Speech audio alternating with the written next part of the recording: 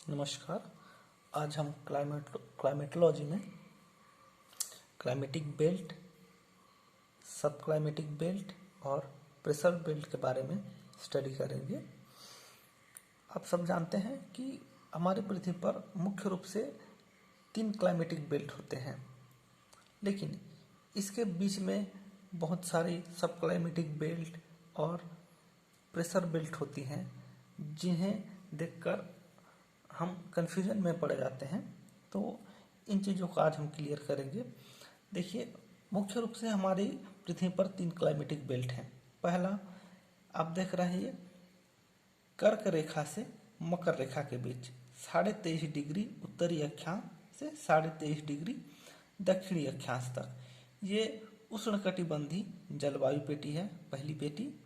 दूसरी पेटी आप देख रहे हैं 23.5 डिग्री उत्तरी अक्षांश से 66.5 डिग्री उत्तरी अक्षांश तक ये शीतोष्ण कटिबंधीय जलवायु पेटी है,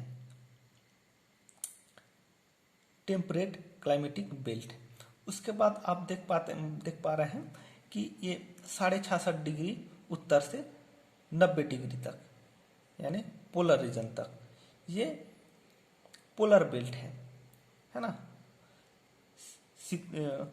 इसको ध्रुवीय पेटी कहा जाता है। उसके बाद सेम यही दक्षिणी गोलार्ध में भी 23.5 से 66.5 डिग्री तक उत्तरी दक्षिणी अक्षांश से दक्षिणी अक्षांश ये टेम्परेट बेल्ट है, और 66.5 डिग्री से 90 डिग्री तक ये ध्रुवीय पेटी है। ठीक, इसी के साथ इन मुख्य रूप से इन 3 पेटियों के बीच बीच में कुछ सब क्लाइमेटिक बेल्ट होती हैं, कुछ प्रेशर बेल्ट होती हैं। इन सारी चीज़ों को देखते हैं। तो आप यहाँ इस मैप में देख पा रहे हैं, ये भूमध्य रेखा, उसके बाद ये आप देख रहे हैं ये 23.5 डिग्री उत्तरी अक्षांश पर कर्क रेखा, उसके बाद ये 23.5 डिग्री दक्षिणी अक्षांश पर ये आप देख पा रहे हैं मकर रेखा है। ठीक, इन सब के बीच में कुछ और भी बेल्ट पाए जाते हैं, है ना, जिन्हें सब क्लाइमेटिक बेल्ट, प्रेशर बेल्ट कहा जाता है। तो यहाँ भूमध्य रेखा से शुरू करते हैं। तो भूमध्य रेखा में आप देख पा रहे हैं ये 5 डिग्री उत्तरी अक्षांश से 5 डिग्री दक्षिणी अक्षांश तक ये डोलड्रम है ना। इसे इक्वेटोरियल लो प्रेशर बेल्ट कहा जाता है, विषुवतरेखी निम्न दाब पेटी, क्योंकि इधर से उत्तरी गोलार्ध से जो ट्रेड आती है और दक्षिणी गोलार्ध से जो ट्रेड यहाँ पहुँचती है, दोनों यहाँ उच्च तापमान होने के कारण कन्वेक्शनल करंट के रूप में ऊपर उठ जाते हैं। ठीक, और इसी कारण यहाँ एक शांत पेटी पाई जाती है जिसे डोलड्रम कहा जाता है। ठीक, और यहाँ तापमान साल भर उच्च होने की वजह से यहाँ लो प्रेशर बनता है। उसके बाद आप देख रहे हैं 7 डिग्री उत्तरी अक्षांश नॉर्थ टू 7 डिग्री साउथ, है ना। 7 डिग्री उत्तरी अक्षांश से 7 डिग्री दक्षिणी अक्षांश, इसके बीच में जो पेटी पाई जाती है उसको इक्वेटोरियल फॉरेस्ट, भूमध्य रेखी वन प्रदेश कहा जाता है, क्योंकि यहाँ उच्च तापमान होने के कारण वर्षा भी वाष्पीकरण बहुत अधिक होता है, जिसके कारण वर्षा भी बहुत अधिक होती है। वाष्पीकरण, आर्द्रता बहुत अधिक होने से यहाँ वर्षा अधिक होती है। तो यहाँ घने जंगल पाए जाते हैं, ऊंचे वृक्ष पाए जाते हैं, विश्व के सबसे ऊंचे ऊंचे वृक्ष यहीं पाए जाते हैं। तो ये 7 डिग्री उत्तरी अक्षांश से 7 डिग्री दक्षिणी अक्षांश के बीच में इक्वेटोरियल फॉरेस्ट का विस्तार है। उसके बाद आप देख रहे हैं ये 10 डिग्री उत्तरी अक्षांश से 10 डिग्री दक्षिणी अक्षांश के बीच जो बेल्ट है, इसको बोला जाता है इक्वेटोरियल क्लाइमेट, भूमध्य रेखी जलवायु पेटी। ठीक, ये क्लियर हो गया। उसके बाद आप देख पा रहे हैं ये 23.5 डिग्री उत्तरी अक्षांश है। ठीक, 23.5 डिग्री उत्तरी अक्षांश से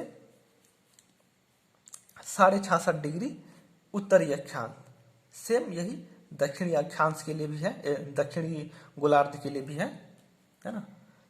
तो देखते हैं 23.5 डिग्री उत्तरी अक्षांश से 66.5 डिग्री उत्तरी अक्षांश के बीच में ये टेम्परेट क्लाइमेटिक बेल्ट पाया जाता है, शीतोष्ण कटिबंधीय जलवायु पेटी। लेकिन इसके बीच में बहुत सारी और क्लाइमेटिक सब क्लाइमेटिक बेल्ट पाए जाते हैं, जिसमें आप यहाँ देख रहे हैं 23.5 से 23 डिग्री के बीच में वार्म टेम्परेट क्लाइमेट है ना, क्योंकि इस बीच में बहुत सारी मरुस्थली प्रदेश पाए जाते हैं, जैसे अरब का मरुस्थल हो गया है ना, थार का मरुस्थल हो गया, इधर सहारा का मरुस्थल हो गया। तो यहाँ उच्च तापमान होती है ना, ये भी सीजनल होती है। तो यहाँ ये वार्म टेम्परेट क्लाइमेट पाया जाता है। उसके आगे जब जाते हैं 30 डिग्री से 35 डिग्री के बीच में, यहाँ सब ट्रॉपिकल हाई प्रेशर बेल्ट पाया जाता है ना, सब ट्रॉपिकल हाई प्रेशर बेल्ट। इसमें हाई प्रेशर बेल्ट क्यों बनता है? क्योंकि यहाँ जो भूमध्य रेखा से कन्वेक्शनल करंट के रूप में हवाएं ऊपर उठ रही है ना, जो ताप जनित है, और 60-65 से ठीक यहाँ से जो हवाएं ऊपर उठ रही हैं, ये आकर 30-35 डिग्री के पास उतरती हैं। तो इसी कारण यहाँ हाई प्रेशर बेल्ट पाया जाता है। उसके बाद अब जब आगे हम बढ़ते हैं तो 35 से 45 डिग्री के बीच में एक और पेटी पाई जाती है, माइल्ड टेम्परेट, मतलब न तो अधिक शीत पड़ती है और न ही अधिक यहाँ गर्मी पड़ती है, इसीलिए इसको माइल्ड टेम्परेट बेल्ट कहा जाता है। उसके बाद जैसे 45 डिग्री से 60 के बीच में जाते हैं, 45 डिग्री उत्तरी अक्षांश से 60 डिग्री उत्तरी अक्षांश के बीच में यहाँ कूल टेम्परेट क्लाइमेटिक बेल्ट पाया जाता है, मतलब यहाँ अधिक ठंडी पड़ती है। ठीक, उसके बाद 60 डिग्री उत्तरी अक्षांश से 65 डिग्री उत्तरी अक्षांश के बीच में सब पोलर लो प्रेशर बेल्ट पाया जाता है, जो कि गतिजनिक होती है। पृथ्वी के गति के कारण यहाँ प्रेशर लो होती है, क्योंकि यहाँ से हवाएं ऊपर उठने लगती है जो 30-35 पर उतरती हैं। ठीक, यहाँ से जो भूमध्य रेखा से उठती हैं हवाएं कन्वेक्शनल करंट के रूप में, वो भी 30-35 पर उतरती हैं, तो ये हाई प्रेशर बेल्ट बन जाता है। और जहाँ से हवाएं उठती हैं यहाँ लो प्रेशर बेल्ट बन जाता है। उसके बाद आप देख पा रहे हैं 65.5 से 66.5 के बीच सब आर्कटिक बेल्ट है। ठीक, इसको सब आर्कटिक बेल्ट कहा जाता है। और ये 66.5 डिग्री की जो रेखा गुजर रही है, अक्षांश रेखा, इसी को आर्कटिक सर्किल कहा जाता है। ठीक, इसके आगे 66.5 डिग्री से 90 डिग्री उत्तर की ओर ये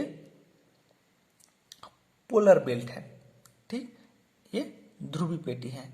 इस प्रकार आपने एक मैप के जरिए विस्तार से सब क्लाइमेटिक बेल्ट और प्रेशर बेल्ट के बारे में आपने देखा। जिस तरीके से आपने ये उत्तरी गोलार्ध के बारे में देखा, सेम वही दक्षिणी गोलार्ध के बारे में भी पढ़ा जाता है।